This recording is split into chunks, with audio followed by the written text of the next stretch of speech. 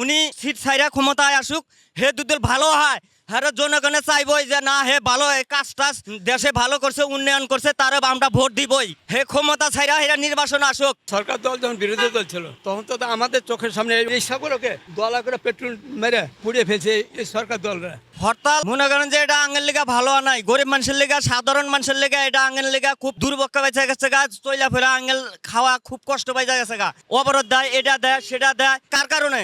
উনি পদে আসুক, নির্বাচনে আসুক, সিট ছাইরা ক্ষমতায় আসুক, হে দুদল ভালো হয়, হ্যাঁ জনগণে চাইবই যে না হে ভালো কাজ টাজ দেশে ভালো করছে, উন্নয়ন করছে, তার আমরা ভোট দিবই। হে ক্ষমতা ছাইরা হেরা নির্বাচন আসুক। সরকার দল যখন বিরোধী দল ছিল তখন তো আমাদের চোখের সামনে এই অবদার সামনে অবদার এই সকলকে দলা করে পেট্রোল মেরে পুড়িয়ে ফেলছে এই সরকার দলরা।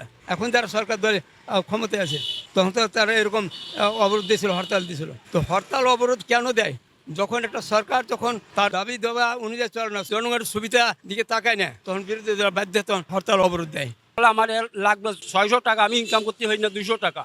তাহলে এরকম অবরোধ যদি থাকে তাহলে আমরা কত সময় বাঁচবো? ভাই আমরা তো ধরেন কোনো রাজনীতি করতে চাই না ভাই, আমরা তো ফ্যাক্ট নীতি করার জন্য রাস্তায় বেরোইছি, আমরা ফ্যাক্ট নীতি করতে চাই।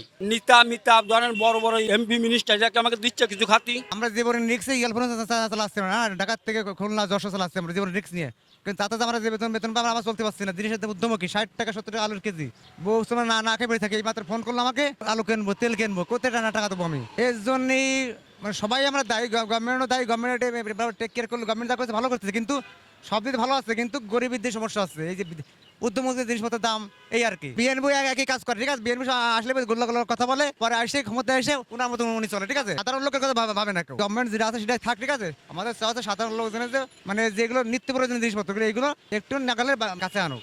5 কাউন্টার চাকরি করি আমরা, আমার তো 220 টাকা বেতন চলি আমরা।